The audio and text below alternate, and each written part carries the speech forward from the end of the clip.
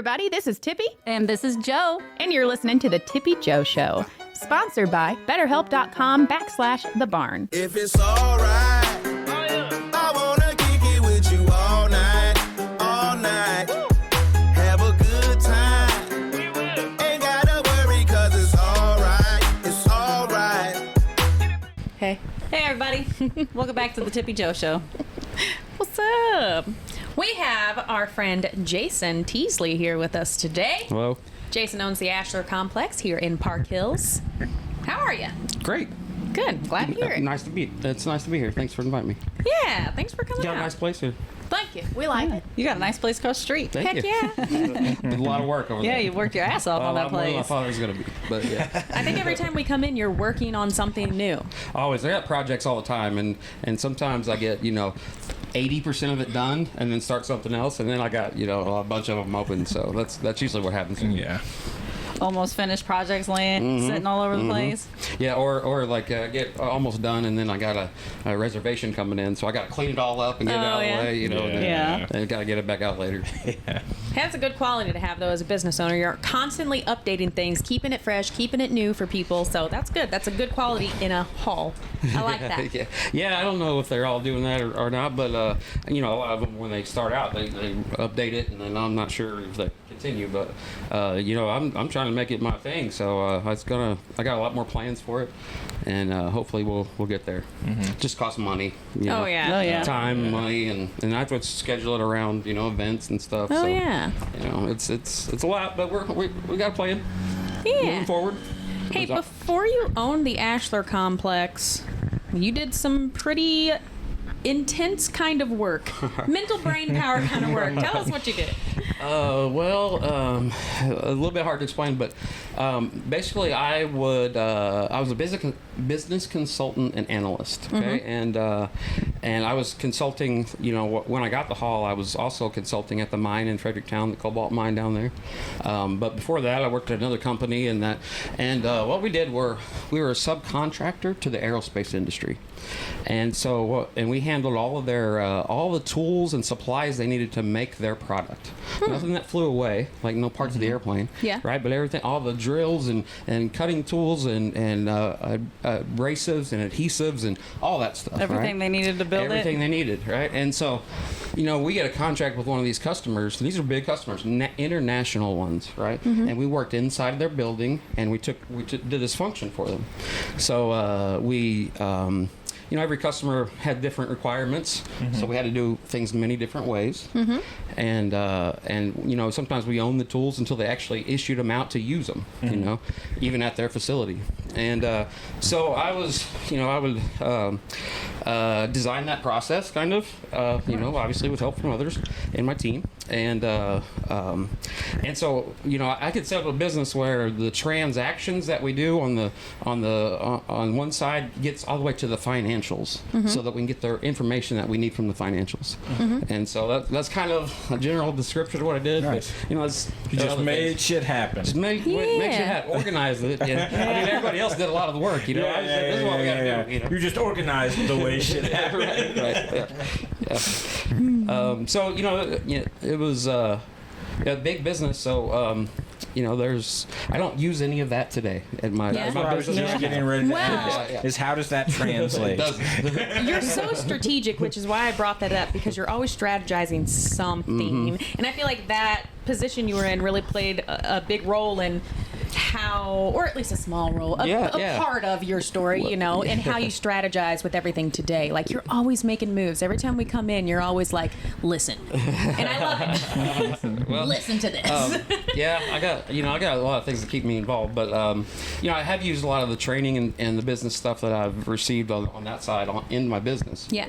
Just even 5S and stuff where things are where they're supposed to be and within reach and stuff and just how you set things up and do things. So a lot of the training has helped me not only in business but in my personal life and So I try to use it whenever I can. Yeah, heck And yeah. I'd love to share it too. So I haven't done that yet, but I'd like to figure out how we can set up some classes or do something like that where we can really just cool. share all the knowledge I had before I lose it. You know? Yeah. Yeah. Yeah. Hey, I know a great place to do that at. Where would you? The Ashland Complex. That sounds awesome. Hey, I'm in on that. Yeah.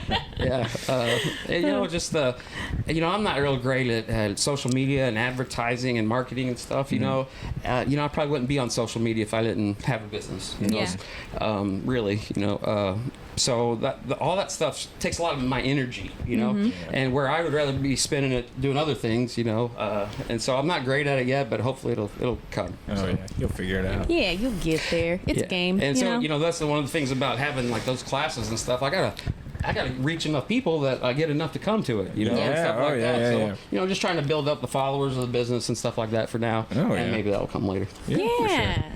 What has been the hardest part about transitioning from a job like what you had before into basically being kind of an event coordinator?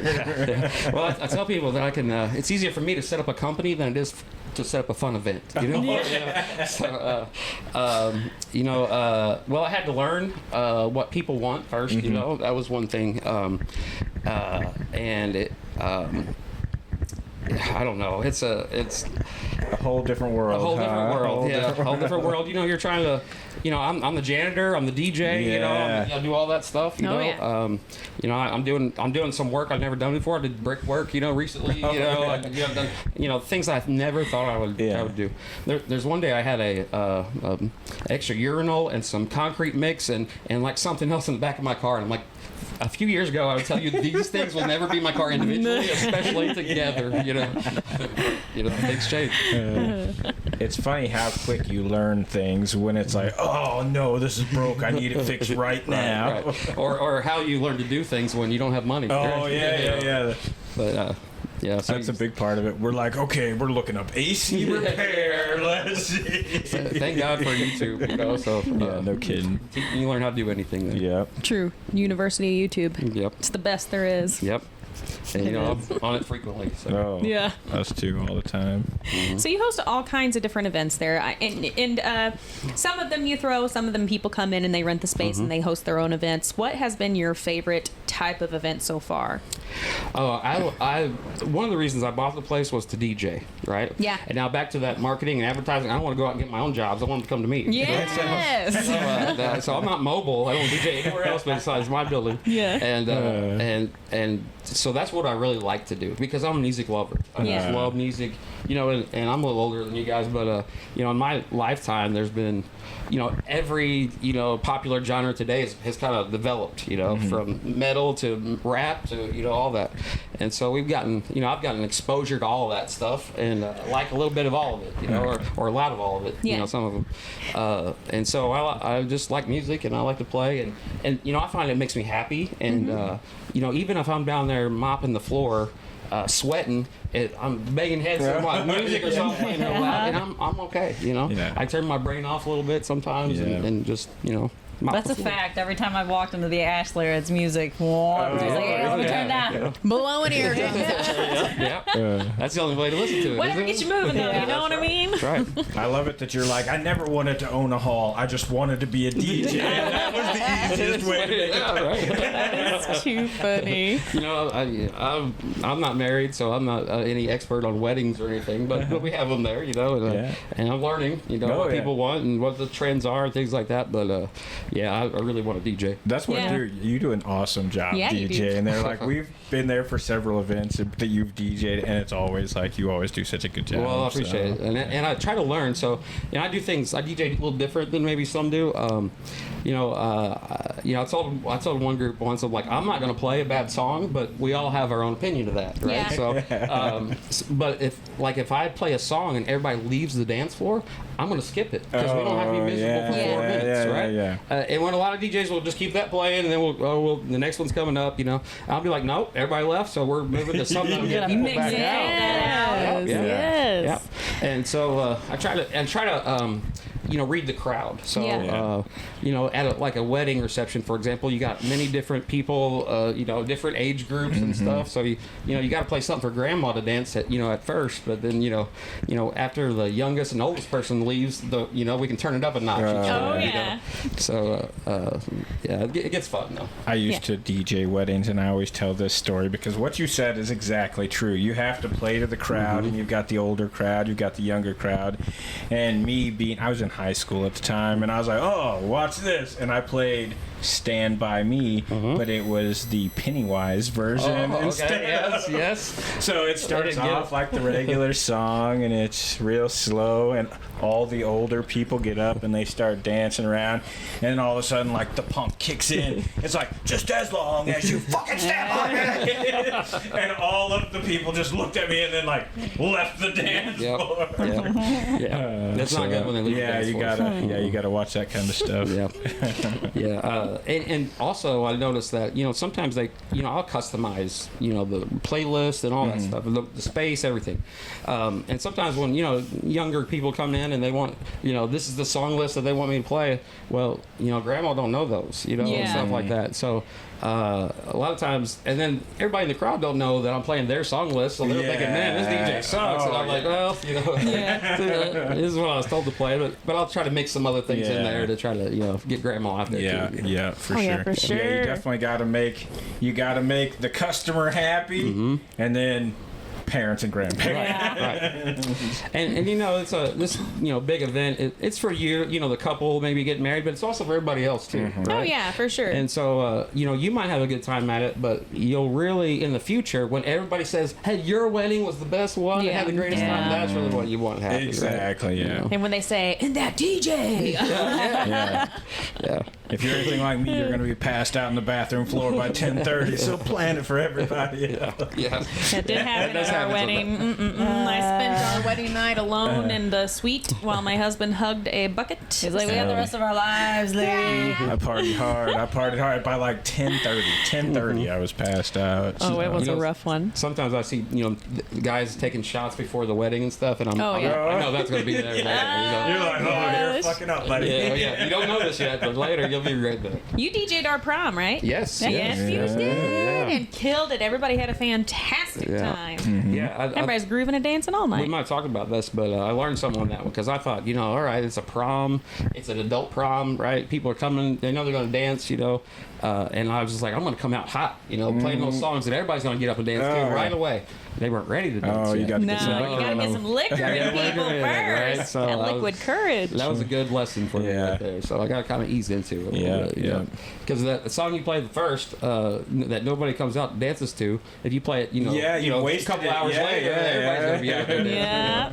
So there's kind of an art to it, a little bit. And can't say I'm great at it yet, but I'm learning. So, Hey, that's all you can do, man. And I just have a music history knowledge, so that's where I can bring up anything, Yeah. The thing I liked is you also DJ'd for the couples clash that we hosted at the Ashland. And dude, you were like on it. You were quick thinking Sound on effects that. and everything. You killed that. Yeah, I didn't know what I was gonna do, but I figured that would be something I could contribute somehow. And I had fun doing that. Oh, it was a blast. That was so a much blast. fun. We should definitely put together another one of those couples sure, clash. yeah. That was a blast. Somebody was talking to me about that the other day. It was like, oh, you guys should do a couples clash again. And I was like, we got to talk to the whole CC if they're going to come back and defend their title. Well, either that or they got to give up that belt. I asked Chris Holsey, why, first of all, you're not just wearing this belt when you go out into the world? That seems stupid shit to me. And he was like, well, actually, it is home above my fireplace mantle on the wall. And I was like, are you for real? And he was like, no, really. When we got home, we put it up there just as a joke. And he was like, but we never did that. I was like, hey, you earned that, buddy. You keep it up there. That was a cool belt. I wanted to keep it after we got that. And I was like, oh, man, I want this. So neat. Had all our sponsors engraved on it and everything. That was cool as shit. That was really cool. You came up with that. Oh, that was such a fun event. Yeah. That was a really fun event. It was a lot of fun. We did a lot of cool things. You DJ'd Taylor Swift night that I hosted over there with the barn. Yeah. That's actually the first time. That's the kickoff of this whole shebang. Taylor Swift night was. That's the first time I ever met Chad. Yeah. When he contacted me to host Taylor Swift night, and then just kind of snowballed from there. Okay, I didn't know that. Yeah, that's cool. Yeah. Yeah, you guys have been on there ever since then, on the barn? No. we weren't on the barn yet. Oh, We okay, didn't get okay. there, but I mean, that was when we first met. So that was like the networking. You know what I Okay, mean? yeah, cool. That's what's So so cool. if it wasn't for you, we wouldn't be here. Look at that. The There's a lot universe of things in the world like provides. that. Just kidding. That's what's so cool, I think, about the Ashland. Like, we just talked about so many different types of events. Like, people think of it as just like a reception hall or like somewhere to do, but literally you can do like any kind of event you want there, like trivia nights. I saw you Oh, guys yeah. had an awesome trivia night there. Yep. Business meetings, trainings. We've had like a mine safety training there a couple times. We've had what else we had? Karaoke obviously- parties. Karaoke parties. we had Yeah. karaoke. You got that big projector. It goes up on the Projector, wall. yeah. We've done that too. Yeah, that's true. We had a recently we had we're gonna have another one coming up. It's like a canvas and cannabis event. Oh, Ooh, yeah, that's that'd be cool. Yeah, where they fun. were had a dab bar. Yeah. And smoked inside and stuff, and we made sure the air was all clean for the Nice. next day and stuff. We have lots of ideas. It's just that taking that time to plan. Oh, plan. Oh, yeah. But we can do a lot of things. We have celebration of lives, obviously showers and parties and birthday parties and graduation parties and retirement parties and all that stuff. And I've been partying for a long time, so I'm pretty good at that stuff. So. That's what I do for a living, just Yeah. party. Something I do want to mention is if anybody hasn't been to the Ashlar since it's been the Ashlar, they definitely need to come and check it out. Yeah, I think so. A lot of people will be surprised. Yeah, you know? reach out to Jason and set up a time to just come and view it, no matter what you got going on. If you ever plan to have an event in the future of any kind, reach out to Jason and take a look. You'll be so surprised. The upstairs, Like I was when It's I a walked into different the upstairs. world. I was like, Yes. this is hiding up here? You don't Wait a even second. know. Most people who have lived here their whole lives, a lot of people have been inside the building Yeah. on the downstairs, but not many people have been upstairs. So a I lot think of them that don't was even know us. it exists. I didn't realize Yeah, it I even didn't had. even know the upstairs was up there. Right? Yep. Then to get Yeah, to this see what building's you a lot turned taller it than the into. downstairs Yeah. ceiling, Yeah. There's a But whole then you other- go up there and it's just like, this is gorgeous. It's stunning. Like it's a whole different world that you walk into, Yeah. and it's awesome. Yeah, so the downstairs is a fun place, and the Yeah. upstairs is a little more, formal or Yeah. somber, Elegant. something like It's elegant. There you go. Demure. It's very demure, very mindful, very cutesy. But yeah, so I've tried to do like an open house when they have some like city events, like we had Yeah. the Witches on Main or something last Oh, year, yeah. and I just. I was still working on the brickwork at the time, but had people just come in and come check it out because, one day when they have an event, they might think of it. Oh yeah, Oh, for yeah. sure. And even if somebody comes in for something downstairs, like a little party, I'm like, hey, have you seen upstairs? Because maybe Spread the word, next tell year your or something, friends. get married, Yeah, they know, yeah. or something. For sure, for sure. Yeah. So it's coming. I think obviously if I was better at advertising and doing stuff, I might have came a little faster. But I just try to kill it every time people are there, and hopefully the guests. I'm trying to impress the guests at that Yep. point. Yeah, I already got the person who rented it. They already gave me their money. Yeah. I'm trying to get something future. Oh, out of yeah. it. Yeah, I now think you want that word of mouth. Yeah, I think that is the best marketing you can do. Just providing the quality service that you provide while they're there. So. And traditionally, a lot of the banquet halls or event centers are like, here's a key. I'll see. We drop the key in the box, and they don't even see you. And I'm there trying to network with them a little bit. I'm helping them. I'm helping them set up. I clean everything that belongs to the hall up afterwards. They don't have to clean. I'm not asking for security deposits up front because that's kind of saying we don't trust you, and just in case you screw something up, we're going to keep that extra money. So I'm trying to help them make that event great as well, and they get me for free. With the space, and Yeah. and so I just think that's a better way to do business. Oh, Yeah, for sure.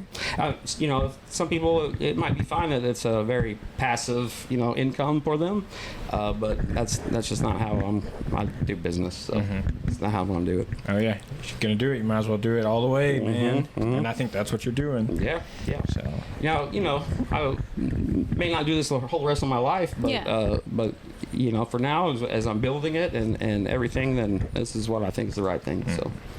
For sure. Well, I think you're on the right track for sure. Well, You thank got you. our business. So, Yeah. You know, Yep. here we are. Bring it. Bring it. You got a date you're looking at? You know? Yes, actually. So I think we'll be there for PodCon October 12th with yes. Chad in the barn. Yes. And that's going to be dope. Yeah, that's gonna be a good time. Yeah, So, yeah. Yeah, we have, October is usually a busy month for me, but that's a good event coming on in October. yeah. I got a wedding or two, I think, and then in November 10th, I think, is when the next cannabis event is going to be there. Nice. That's gonna be really Nice. cool. Really, and they'll really have cool. vendors and they'll have, we might have food truck and stuff out there. For Nice. so- Oh, so that'll we'll- be smart. Yeah. Get people Yeah. real stoned and then send them outside to Yeah, pay yeah. food truck. That's real smart. Yeah. And that's hopefully fun. we'll have some other things between now and then, but, Yeah. I just got to get on the ball for that. Oh yeah. Oh, What's that's Go ahead. good. I was gonna say that's what people don't understand is how much time it does take to plan events like that. so- Definitely. I don't see how you guys, have time for anything else because you're always involved in You know what our everything. favorite thing to do is? Our Try. favorite thing collectively as a group, all of us here, our favorite thing to do is nothing until about 48 hours prior. And then we go, but we get it all It's done. one of those so- things where you've procrastinated your whole life and you've gotten decent at it now. Yeah. And now you're mean, we like, just- well, that's when I do my best work Yeah. is when I'm under a fuck ton of pressure. It's how it works. Procrastinating perfectionist. Yes. Fucked up. It sucks sometimes a lot though. It sucks every time, but we keep doing it. We Yeah. won't stop. I'm in the same boat that you are. So, Yeah. I figure about how much time I need for something, and then if anything goes wrong, Yeah. then I'm like, I don't have time for this. I got to do this other thing. Yeah. That's too funny. Yeah, That's for same sure. thing. Yeah. What's been the wildest event you've had there so far? Wildest. Yeah, something that crazy that may have happened while it was there, maybe. Well, I don't guess I don't get too wild there. I guess, Thankfully. this is, I don't know if it's not really wild, The but. shock moment. Yeah, for me, it was shocking, and maybe this is pretty common for others. But we had this. I had a wedding or a reception. There's people that are from like the Soto area, and I was like, they weren't expecting very many people to come down because the wedding was up there and the reception's all the way down here. Oh, that's odd. And so they weren't expecting a lot of people, but a lot of people came. Nice. And before it all when people are still coming in, there's this guy that I'm up in the DJ booth, trying to get songs ready and get prepared, and this guy comes walking up by the TV and up the stairs, and I hear this clank, clank, clank. And I'm like, and he's bending down to get something. I look over, and it's the gun that he had on his ankle or something that came out and fell down a couple stairs and stuff. I thought, man. And I just looked at him, and I saw him try to put it away, and I'm like, I don't think you're gonna need that here, bud. And but I mean, it could that's funny. if it would have went on. Yeah, it could've discharged, yes. That's crazy. So I That's thought that was funny. kind of crazy, but That is kind of crazy. yeah. A little wild. But they probably didn't know anything about the area or the people or yeah. anything, and they're like, I don't know where I'm going, so Right. let's go. Better go back. Better go back. Gotta go 25 minutes south. Shit might get bad. Right. We are in the country. Wild shit happens in the country. That's funny. I've had some other things like the mom of the bride gets really drunk, or something. And she's the one throwing up. Oh yeah, stuff I'm like sure you that, see or- drunk people all the time. Yeah. Perks of the job. But it hasn't been too crazy. Yeah. Do you like people watching? No, I mean, I'd say by nature, I'm an analyst, right? So Yeah. I don't really like to be the center of attention a lot. I'd rather just sit back and kind of watch what's going on and figure out, okay, that person is cool. Yeah. Fuck you, you're cool. That kind of thing. But no, That's right. I do a lot of people watching in that kind of sense. Oh, to yeah. say, what are who is this person? Yeah, well, up there in your DJ tower, that's like the perfect position for somebody who is antisocial but loves to be a people watcher. Like you're the king of the castle. You get to see all the land. Yeah. And I do that just to try to read the crowd, but otherwise, I'm up there, dancing. As soon as they jam and whatever they we're do doing. anybody else. Yeah, I don't care what everybody else is Other doing. than if they're having a bad time, I then just he's want to make got to sure worry they're on the about dance it. floor and Yeah. everything's cool. That's always a good time, though. Always a great time. Hey guys, it's Tippy here from the Tippy Joe Show, and I want to talk about mental health. You guys know that we are huge mental health advocates, and we are all about getting the help that you need. And one great way to do that is with BetterHelp.com. BetterHelp.com is the world's largest therapy network, and it is 100% online. And with over 30,000 licensed and experienced professionals, there is definitely somebody there that is going to suit your needs. It's so easy to get started. You just answer a couple of questions about your therapy needs, and they'll match you with a therapist that's right for you. But if for whatever reason that therapist isn't a good fit for you, you can switch to a new therapist, no problem. And BetterHelp makes it super easy to communicate with your therapist. You can text, you can call, you can video chat, whatever feels right to you, they're there waiting to listen. And the best part is you can get 10% off your first month's service by going to betterhelp.com/thebarn. That's betterhelp.com/THEBARN. Bye. Looking to cultivate your own cannabis? Visit Main Street Grow Supply, your local one-stop shop for all things cultivation and more. Located at 101 West Main Street in Park Hills, Missouri, Main Street Grow Supply offers a wide range of top-quality products and expert advice to help you grow your best crop yet. Whether you're a seasoned grower or just starting out, their knowledgeable staff is there to guide you every step of the way. From premium soils to state-of-the-art grow lights, Main Street Grow Supply has everything you need to nurture your plants from seed to harvest. So why wait? Visit Main Street Grow Supply today at 101 West Main Street in Park Hills, Missouri, and let them help you grow with confidence. Main Street Grow Supply, cultivating community one plant at a time. So, let's talk about these electric rates. Literally just Oh my gosh, don't get me started. about that. Don't get me started. What do you want to know? Well, How much time we got? we don't have 2 hours. Okay, well, I'll try to give you the short. Let's do a condensed version because Okay. I know you're very passionate about this subject, Yes. as we all should be. Well, we should. So this is one of my personal projects that Yeah. I've kind of taken on. And what started it was, this was maybe probably 2 years ago. Okay.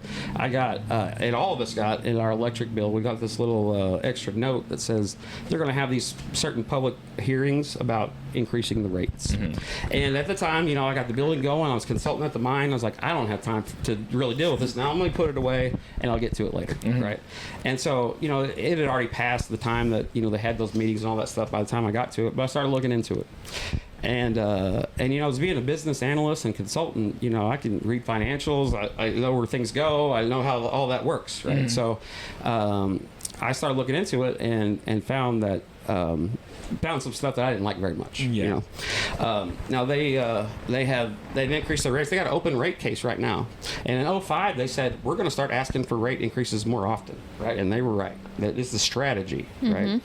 And so between like 2005 and even 2023, they have fewer plants. Their maintenance cost is down, right? Their fuel cost is down, like the coal they have to purchase to burn, that when the coal plants that they had open. All their costs are down, except for their lobbying expenses, their CEO, board, and executive expenses that have gone through the roof, right?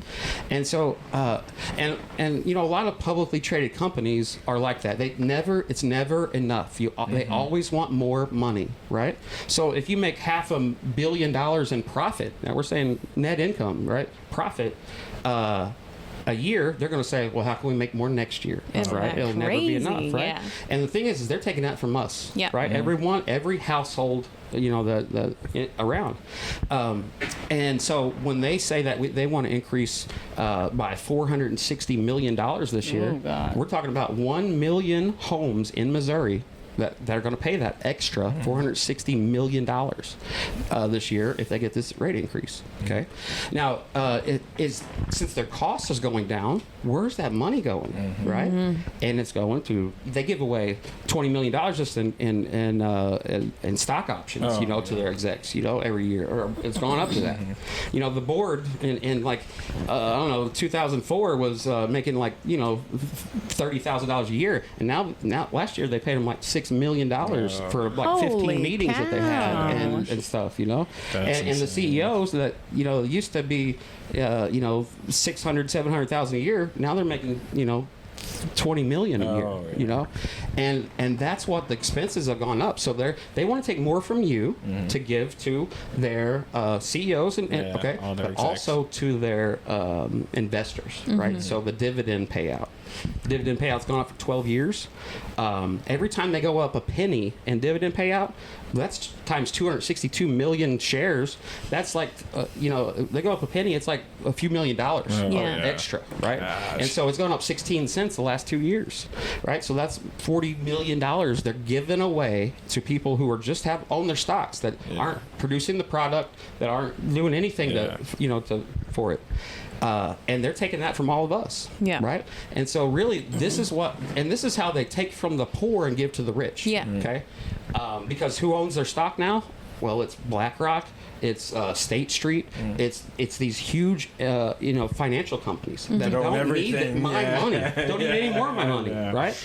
And it won't ever stop until we decide that we're going to get together and stop fighting with each other and say we're done giving you our money to give away to these people.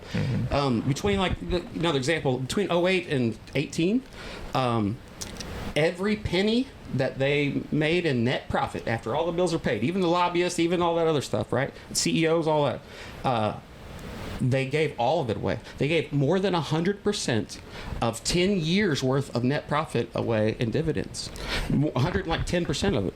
Right, so it's like if the investors, the people that own the stocks if that was just one person, right, in a small business, and every day they came in and said, how much is in the cash register, and they put it in their pocket, right, and then even when there's not enough in the cash register, they're like, empty out your pockets and let me have that too, right, and that's kind of the same thing that's going on here, and those people don't need it, and they're taking it from people who do need it, right, and I'm because I know how a lot of this stuff works. When I see somebody screwing me over, I can't just let it go. Yeah. I understand. Right? Yeah. And I got to stand up and say something. You know? And this is one of those things that if we don't do something, it's only going to get worse. Oh, Yeah. So I've seen you post about it a lot, especially into what's going on groups and local area groups, trying to kind of rally people together.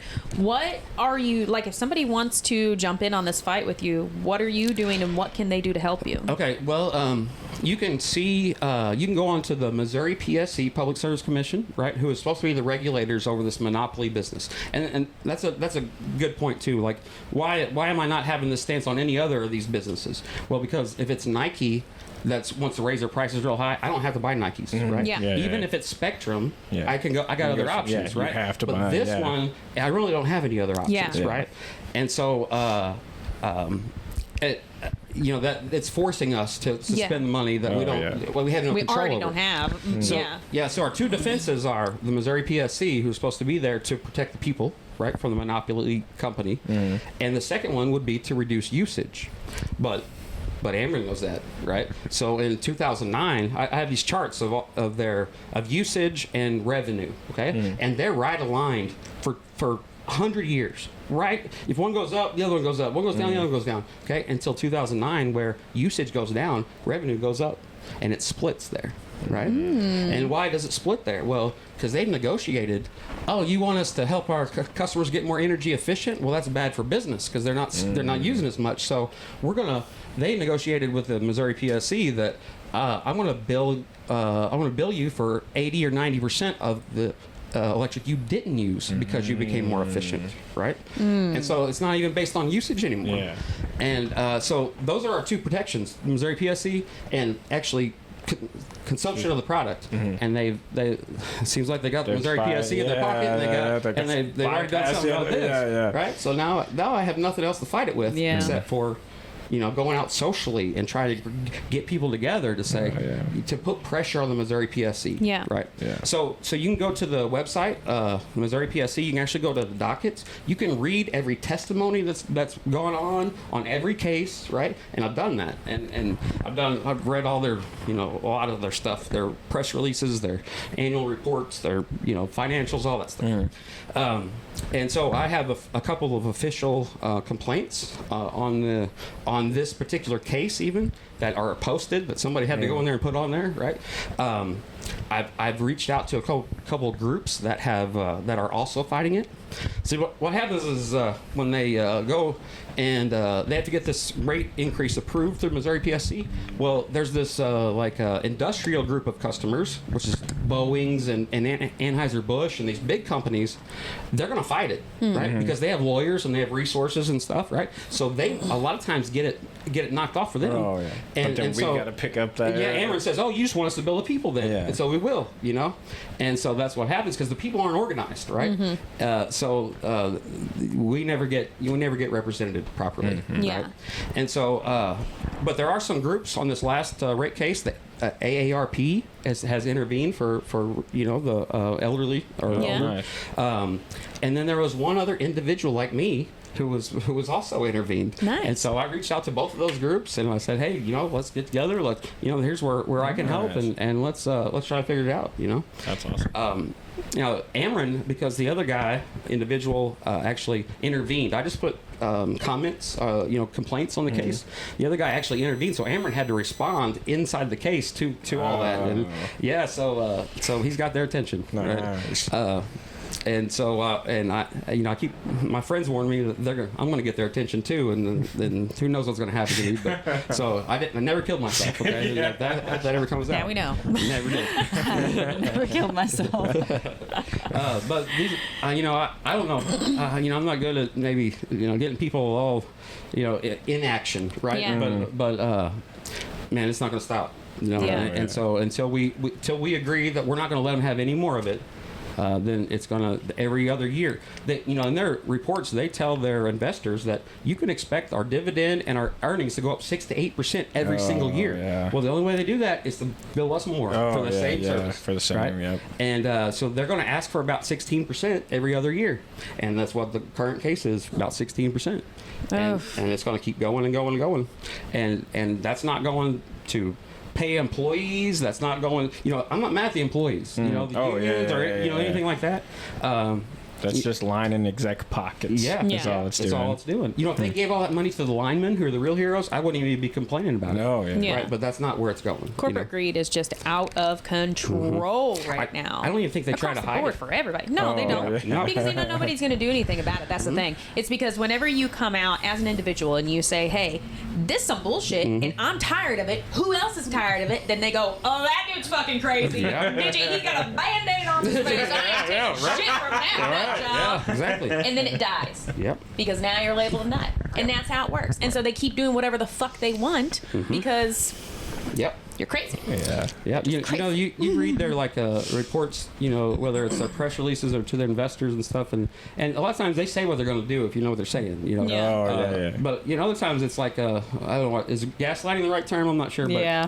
they say the things that they're really not doing, or really like, oh, we're great for the environment, but no, you're not. Yeah. Oh, we build communities. No, you're tearing them down. And that kind of stuff. So a lot of the stuff that they put is very misleading or just not even true. They put out there to the public, but if that's all you hear from them, that's what you might think. Yeah. You might think, Oh, that's yeah. true. Absolutely, yeah. If that's your propaganda you're taking in at all times, then that is your belief. Yep. I mean, Yep. So I don't know when the rest of you guys are going to be upset about it. I'm already there, so let's get well, together. our when you electric are. bill higher than Whitney Houston, so Yep. I am also upset We're all about going it. to start building windmills and solar panels. Get them solar panels attached. That's kind of what got me on this. Is that when I left the company I worked at for a long time, I was like, I want to try to help people, right? But I'm not sure how to do that yet. And one day it kind of seemed like low-hanging fruit. It just hit me. It's like, we got all these chat dump areas that are wastelands. So why don't we turn them into something that's productive, right? So what if we put windmills on those chat dump areas? yeah. And they're strategically placed right around towns, right? So there's one in Park Hills by the sports complex, and there's River Mines has one by where Elvin's used to be, Yep. and then there's by the Gold Glass Factory, right? If you could just put enough power there to get the local community there, and have one of these in every little spot, you could probably power the whole area. Yeah. Right? And without Ameren, right? And maybe without a lot of Too much maintenance. Pay Oh, yeah. Yeah, you don't help people by reducing the gas price a quarter. You know, that helps them that week. But what if we could eliminate a bill altogether? Oh, yeah. Right? That's what's really going to help people. What a beautiful world that would be. I'm telling you. It's possible, right? Now there might be some laws, or there might be something that says we can't, but that's just something somebody put in place. We can, Yeah. we can That's just a Loopholes. hurdle. That's just a It's a hurdle. hurdle, Yeah. right? Always You know, loopholes. That don't stop them from doing stuff. you Yeah, know? exactly. story. Yeah. So, that's kind of what got me on the whole thing. Yeah. And then so I have to fight Ameren first. Yeah. We got to play within their rules. So one thing I would like to do is the next time they have, you can sign up for assistance, electric assistance. I want to have an event and have every household that qualifies in the whole county come and sign up for it. yeah. Right? Let's take all of that. Now, a lot of that's not coming from Ameren. It's a federal or state funded yeah, thing, yeah, you know. yeah. But I don't care. Yeah. We're going to use it all. When the Yeah. federal government Yeah. catch what's happening, and then they Yeah. won't like it because Yeah, they're going to be yeah. paying an electric bill. Absolutely. Yeah, yep. So let's work within the rules first, and then after that, Yeah. we'll figure out what to do next. Heck yeah. yeah. So I've talked to the East Missouri Action Agency, Yeah. the person that kind of knows all about this program and stuff, and we're going to be working together to try to set up an event to get, I think in October. Elderly can get signed up for the winter stuff. Oh, yeah. And then November, everybody else can. Oh, so let's that's have a couple events, and let's get every household in the county set up. I love that so much for two reasons. One, like you're on a mission to do something good, but also because that is going to be helping so many people. Oh, so Signing many. up for these programs and things is not as easy as people make it seem. Like people who are out in Facebook land and they're like, there's assistance, go get it. It's like, have you Yeah. ever tried to get assistance? I was a poor kid. I grew up poor. And I'm telling you, that shit is a struggle, and they make it a struggle on purpose because they do not want you to utilize the things that they have in place. They Right. want as little people as possible to take advantage of these things. Yep. And that's why I called the East Missouri. I was like, I want to understand it. I want to know who decides. I want to know what the qualifications are, right? And because I want to ask the questions I need to know to get the answers, right? Now, and they were very cooperative, but I said we need to try to use every dime of this money that's available, right?